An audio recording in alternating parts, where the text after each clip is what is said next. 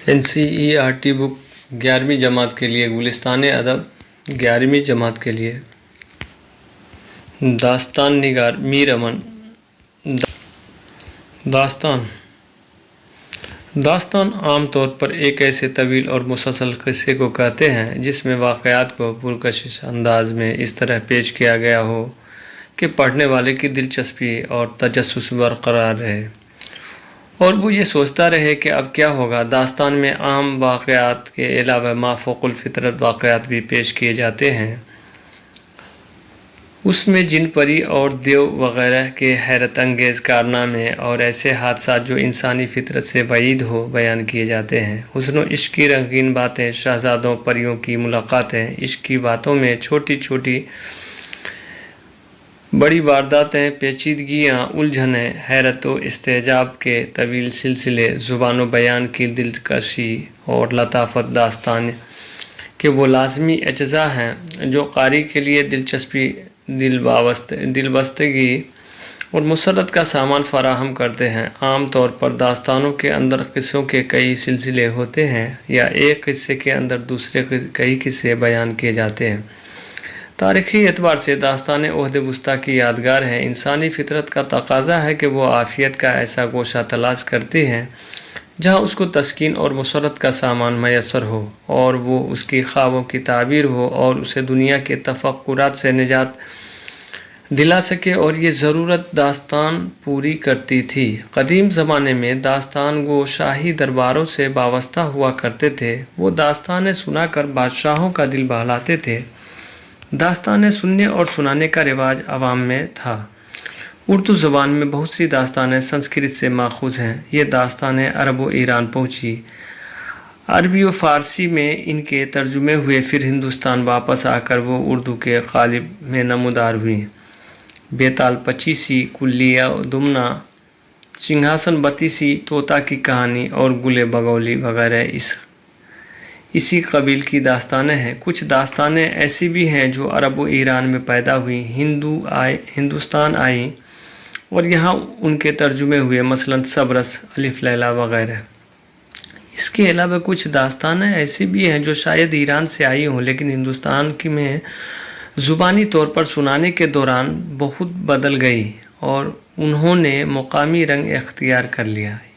इनमें दास्तान अमीर हमज़ा और ख़ासकर इनकी एक तवील दास्तान तलस्सुम होशरुबा बहुत मशहूर व मकबूल है। मीर अमन की बाग़ व बहार भी उसी से माखूज़ थी लेकिन दरअसल उर्दू की दास्तान बनकर बेहद मकबूल हुई। कुछ दास्तानें जैसे फसाना अजाइब, सरविश सुखन, रानी केतकी की कहानी वगैरह असलन उर्दू ही में लिखी गई। ये किताबें अगरचे दास्तान की तारीफ़ पर कमा हुक्का पूरी नहीं उतरती मगर दास्तानी अनासुर का गलबा होने की वजह से उनको दास्तान ही कहा जाता है। पंडित रतननाथ सरसार की फसाना आज़ाद नए और पुराने के इम्तिजाज की एक दिलचस्प मिसाल है क्योंकि ये दास्तान के तर्ज पर लिखी गई लेकिन उसे नॉवेल ही कहा जाता है। मीर अमन 1750 ईस्वी से 1837 ईस्वी। मीर अमन दिल्ली के रहने वाले थे। जब दिल्ली के हालात ख़राब हो गए तो बहुत से अदीबों और शायरों ने दिल्ली छोड़ दी और तलाश माश के लिए कई शहरों का रुख किया। मीर अमन ने भी दिल्ली छोड़ी, कोलकाता पहुँचे और फोर्ट विलियम कॉलेज में मुलाजिम हुए। यहाँ उन्होंने फोर्ट विलियम कॉलेज के उर्दू के उस्ताद डॉक्टर जॉन गिलक्रिस्ट की फरमाइश पर अंग्रेज़ी तलबा को उर्दू सिखाने के लिए क़िस्सा चहार दुर्वेश का तर्जुमा बाग़ व बहार के नाम से किया। ये तर्जुमा 1802 ईस्वी में मुकम्मल हुआ लेकिन 1804 ईस्वी में शाये हुआ। उसी साल मीर अमन ने गंज खूबी नामी दास्तान भी लिखी। मीर अमन ने लिखा है कि बाग़ व बहार की ज़ुबान वही है जो दिल्ली के बच्चे, बूढ़े, जवान, मर्द, औरत और हिंदू मुसलमान बोलते हैं। मीर अमन से पहले मीर अता हुसैन कातासीन भी नो तर्ज मुरस्सा के नाम से इस क़िस्से का तर्जुमा कर चुके थे। बाग़ व बहार में 5 किस्से हैं, 4 दुर्वेशों के किस्से और 5वां ख्वाजा सरपरस्त का किस्सा। बादशाह आज़ाद वक्त का किस्सा दरअसल सरपरस्त किस्सा है। बाग़ व बहार में हर किस्म के فوق الفطری عناصر موجود ہیں، دیو پری، بلائیں، جادوگر اور عجیب الخلقت جانور۔ اس میں اس زمانے کے تہذیب و معاشرت کی عکاسی بھی کی گئی ہے۔ میر امن کی زبان سادہ سلیس اور بامحاورہ ہے۔ فارسی اور عربی الفاظ کے ساتھ ساتھ ہندی الفاظ بھی نگینے کی طرح جڑے ہوئے ہیں۔ قافیہ بندی اور کہاوتوں کے استعمال نے زبان کو مزید پرلطف بنا دیا ہے۔ باغ و بہار کے اخلاقی رنگ بھی ہے اور حسن و عشق کی رنگینیاں بھی۔ اس میں اچھی داستان کی ساری خوبیاں پائی جاتی ہیں، لیکن یہ غالباً کسی مجمع میں داستان کے طور پر سنائی نہیں گئی۔ سرگزشت آزاد بخت بادشاہ کی: اے شاہ و بادشاہ کا اب ماجرا سنو، جو کچھ کہ میں نے دیکھا ہے اور ہے سنا سنو۔ کہتا ہوں میں فقیروں کی خدمت میں سر بسر، احوال میرا خوب طرح دل لگا سنو۔ میرے قبلہ گاہ نے جب وفات پائی اور میں اس تخت پر بیٹھا، عین عالم شباب کا تھا اور سارا یہ ملک روم کا میرے حکم میں تھا۔ اتفاقاً ایک سال کوئی سوداگر بدخشاں کے ملک سے آیا اور اسباب تجارت کا بہت سا لایا۔ خبرداروں نے میرے حضور میں خبر کی کہ ایسا بڑا تاجر آج تک شہر میں نہیں آیا۔ میں نے اسے طلب فرمایا۔ وہ تحفے میں ایک ملک کے لائق میری نظر کے لے کر آیا۔ فی الواقع ہر ایک جنس بے بہا نظر آئی، چنانچہ ایک ڈبیا میں ایک لال تھا، نہایت خوش رنگ اور آبدار، قد و قامت درست اور وزن میں 5 مثقال کا۔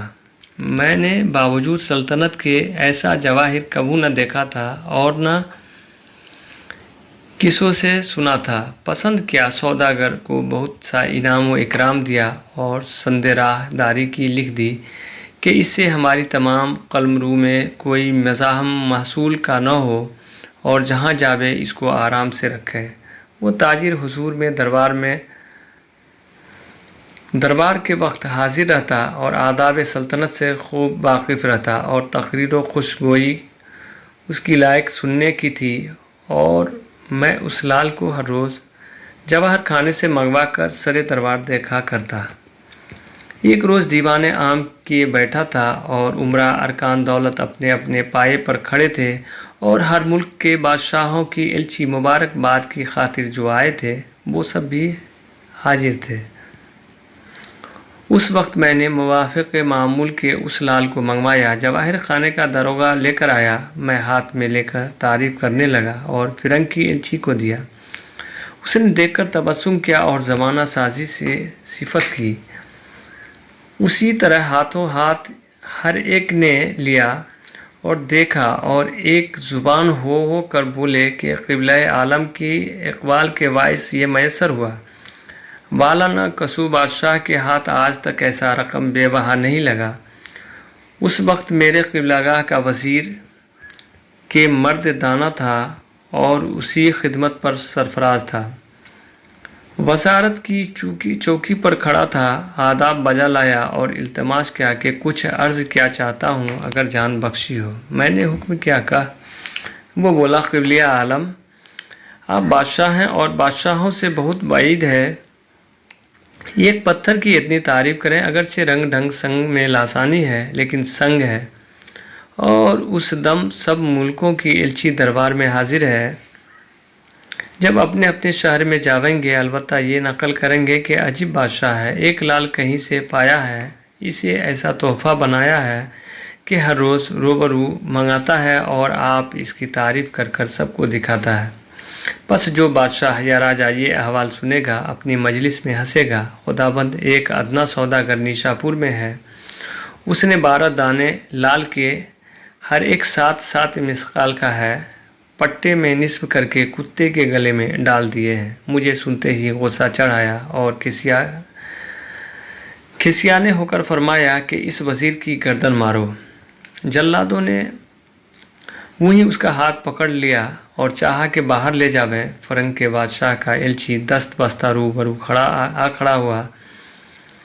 میں نے پوچھا کہ تیرا کیا مطلب ہے؟ اس نے عرض کی، امیدوار ہوں کہ تقصیر سے وزیر کی واقف ہوں۔ میں نے فرمایا کہ جھوٹ بولنے سے اور بڑا گناہ کون سا ہے، خصوصاً بادشاہوں کے روبرو۔ اس نے کہا اس کا دروغ ثابت نہیں ہوا، شاید جو کچھ کے عرض کی ہے سچ ہو، ابھی بے گناہ کا قتل کرنا درست نہیں۔ اس کا میں نے یہ جواب دیا کہ ہرگز عقل میں نہیں آتا ایک تاجر کے نفع کے واسطے شہر بشہر اور ملک ب ملک خراب ہوتا پھرتا ہے اور کوڑی کوڑی جمع کرتا ہے، 12 دانے لال کے جو وزن میں 7 مثقال کے ہو کتے کے پٹے میں لگا دے۔ اور اس نے کہا خدا کی قدرت سے تعجب نہیں، شاید کہ باشد ایسے تحفے اکثر سوداگروں اور فقیروں کے ہاتھ آتے ہیں، اس واسطے یہ دونوں ہر ایک ملک میں جاتے ہیں اور جہاں سے جو کچھ پاتے ہیں لے آتے ہیں۔ صلاح دولت یہ ہے کہ اگر وزیر ایسا ہی تقصیر وار ہے تو حکم قائد کا ہو، اس لیے کہ وزیر بادشاہوں کی عقل ہوتے ہیں، اور یہ حرکت سلاطینوں سے بدنما ہے کہ ایسی بات پر کہ جھوٹ سچ اس کا ابھی ثابت نہیں ہوا، حکم قتل کا فرمائیں اور اس کی تمام عمر کی خدمت اور نمک حلالی بھول جائیں۔ بادشاہ سلامت اگلے شہریاروں نے بندی خانہ اسی سبب ایجاد کیا ہے کہ بادشاہ یا سردار اگر کسی پر غضب ہو تو اسے قید کرے، کئی دن میں غصہ جاتا رہے گا اور بے تقصیری اس کی ظاہر ہوگی، بادشاہ خون ناحق سے محفوظ رہیں گے، کل کو روز قیامت میں ماخوذ نہ ہوں گے۔ میں نے جتنا اس کے قائل کرنے کو چاہا، اس نے ایسی معقول گفتگو کی، مجھے لاجواب کیا۔ تب میں نے کہا کہ خیر تیرا کہنا پذیرا ہوا، میں خون سے اس کے درگزرا لیکن زندہ میں مقید رہے گا۔ اگر 1 سال کے عرصے میں اس کا سخن راست ہوا کہ ایسے لال کتے کے گلے میں ہیں تو اس کی نجات ہوگی اور نہ تو بڑے عذاب سے مارا جاوے گا۔